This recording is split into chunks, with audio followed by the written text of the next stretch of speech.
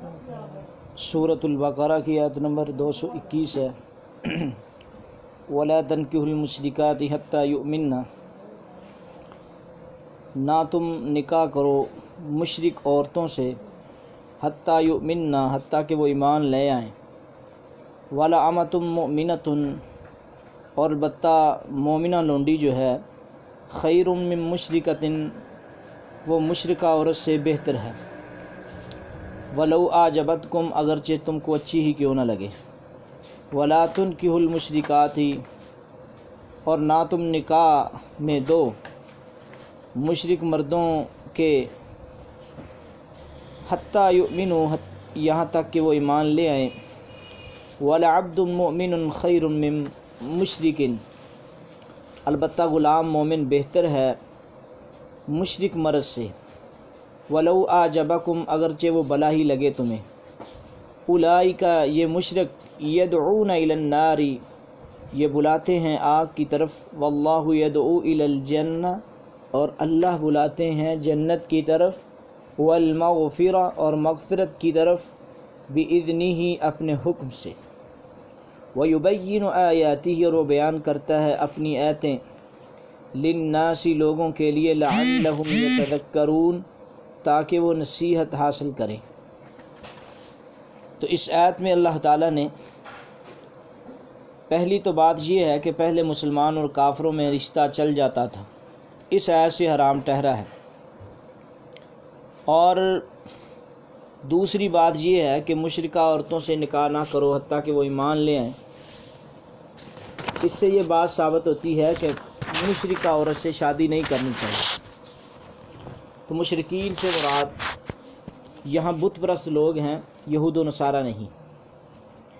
چنانچہ جس طرح کہ اللہ رب العزت نے فرمایا، لم یکن الذین کفروا من اہل الکتاب والمشرکین منفکین، وہ لوگ جنہوں نے اہل کتاب اور مشرکین میں سے کفر کیا بعد آنے والے نہ تھے۔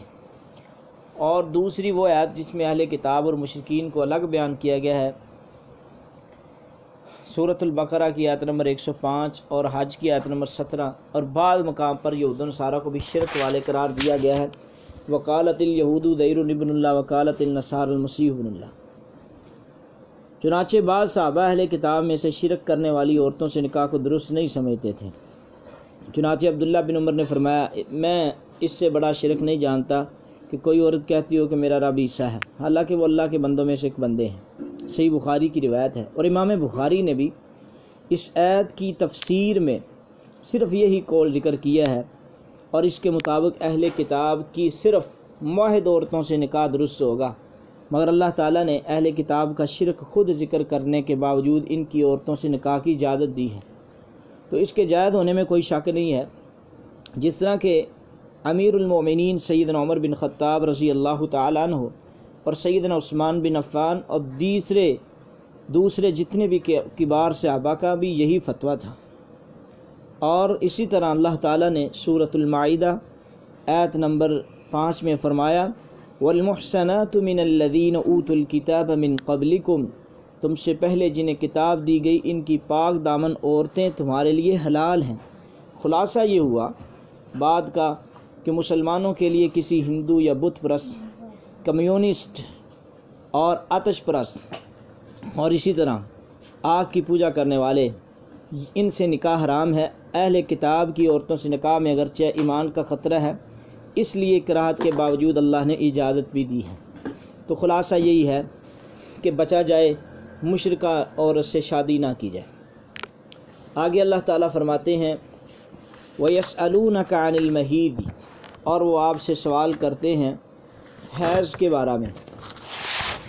قل کہہ دیجئے، ہوا اذن، کہ وہ گندگی ہے، فاعتزلوا النساء، چنانچہ تم الگ رہو، النساء عورتوں سے، فی المحیض حیض کی حالت میں، ولا تقربوہن، تم ان کے قریب بھی نہ جاؤ، حتی یطہرن، یہاں تک کہ وہ پاک ہو جائیں، فاذا تطہرن، پھر جب وہ پاک ہو جائیں، فاتوہن، تو پھر آؤ ان کے پاس، من حیث امرکم اللہ، جس بات کا اللہ نے تم کو حکم دیا ہے، ان اللہ، بے شک اللہ، یحب التوابین، وہ پسند کرتا ہے توبہ قبول کرنے والوں کو، ویحب المتطہرین، اور وہ خوب پاکی حاصل کرنے والوں کو پسند کرتے ہیں۔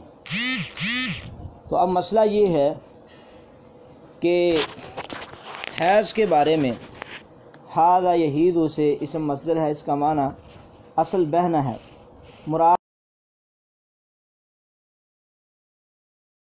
ہونا ہے وہ اس سے اعلیٰ ہوتا ہے۔ تو یہاں حیض کی حالت میں خامد کو بیوی کے پاس روکا گیا ہے، نہیں جا سکتی، لیکن رسول اللہ صلی اللہ علیہ وسلم بس اتنی اجازت دی ہے کہ جماع کے علاوہ سب کچھ کر سکتے ہو، جس طرح کہ مسلم کی روایت ہے۔ تو یہ فرمایا حتیٰ یطہرنا، تاکہ وہ پاک ہو جائیں۔ تو یہ باب ناصرہ اور کارما سے ہے، بمعنی پاک ہو جائیں، تطہرنا باب تفعیل سے جس میں مبالغہ ہے، خوب پاکی حاصل کر لیں۔ تو اس کا مطلب یہ ہے کہ وہ دن پورے کر کے غسل کر لیں، پھر اس کے بعد فاتوہن من حیث امرکم اللہ کا مطلب یہ ہے کہ جس حالت میں حیض یعنی کہ جماع کرنا چاہیے اسی میں ہی کیا جائے، اس کے علاوہ جائز نہیں۔ لیکن عبداللہ بن عباس یہ بھی فرماتے ہیں کہ جو شخص حیض کی حالت میں بیوی کے پاس جائے گا تو 1 دینار یا نصف دینار صدقہ اس کو دینا پڑے گا۔ تو علامہ البانی نے اس حدیث کو صحیح کہا، یہ ابو داود کی حدیث ہے، حدیث نمبر 2168 ہے۔ تو آگے اللہ تعالیٰ فرماتے ہیں نساؤکم حرث لکم، تمہاری عورتیں تمہاری بیویاں حرث لکم وہ تمہاری کھیتی ہیں، فاتوہن لہذا تم آؤ حرثکم اپنی کھیتیوں میں، انا شئتم جس جگہ سے تم چاہو، وقدموا لانفسکم اور تم آگے بھیجو اپنے نفسوں کے لیے، واتقوا اللہ اور اللہ سے ڈر جاؤ، وعلموا جان لو انکم ملاقوہ کہ یقیناً تم اللہ سے ملنے والے ہو، وبشر المؤمنین اور مومنوں کو خوشخبری دیجیے۔ تو یہاں فاتو حرثکم انا شئتم سے مراد جابر رضی اللہ تعالیٰ سے روایت ہے، یہود کہتے ہیں کہ جب عورت سے اس کی پچھلی جانب سے ہو کر جماع کیا جائے تو بچہ بہنگا ہوتا، تو اس پر یہ آیت نازل ہوئی ہے۔ صحیح بخاری کی حدیث نمبر 4528۔ جماع کے لیے کوئی آسن مقرر نہیں ہے، ہر آسن پر کر سکتے ہو مگر اولاد پیدا کرنے کی جگہ میں ہو، بس دوبر میں نہیں، دوبر میں جانا حرام ہے۔ اور رسول اللہ نے فرمایا وہ شخص ملعون ہے جو عورت کے پاس کی دوبر میں آئے۔ ابو داود کتاب النکاح حدیث نمبر 2162 ہے۔ تو آگے فرمایا وقدموا لانفسکم، یعنی تم اپنے لیے نیک اعمال آگے بھیجو، نیک اولاد انسان کا بہترین سرمایہ ہے۔ آگے فرمایا واتقوا اللہ واعلموا انکم ملاقوہ اور اللہ سے ڈر جاؤ اور جان لو کہ تم اللہ سے ملنے والے ہو۔ تو میاں بیوی کے باہمی معاملات میں اگر کوئی زیادتی نہ ہو تو کوئی گواہ ہوتا ہے نہ دخیل، مگر اللہ سے ملاقات تو یقینی ہونی ہے۔ آگے فرمایا ولا تجعلوا اللہ عرضۃ لایمانکم، ولا تجعلوا اللہ اور نہ تم بناؤ اللہ کو عرضۃ نشانہ لایمانکم اپنی قسموں کے لیے، ان تبروا یہ کہ تم نیکی نہیں کرو گے، وتتقوا اور تم تقوی اختیار نہیں کرو گے، وتصلحوا اور صلح نہیں کرواؤ گے، بین الناس لوگوں کے درمیان، واللہ سمیع علیم اللہ تعالیٰ خوب سننے والا ہے اور خوب جاننے والا ہے۔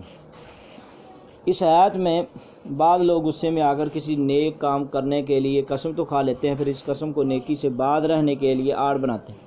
تو اس آیت میں اس قسم کے لوگوں کو ہدایت دی جا رہی ہے کہ تم اللہ کے ناموں کی قسمیں اس لیے نہ کھاؤ کہ نیکی پرہیزگاری اور لوگوں میں صلح کروانے جیسے نیک کاموں سے بعد رہنے کا بہانہ ہاتھ آ جائے، کیونکہ غلط قسم پر اڑے رہنا گناہ ہے۔ تو رسول اللہ صلی اللہ علیہ وسلم نے عبد الرحمن بن سمرہ سے فرمایا جب تم کسی بات پر قسم کھا لو پھر دیکھو کہ دوسرا کام اس سے بہتر ہے تو اس کا کفارہ دے لو۔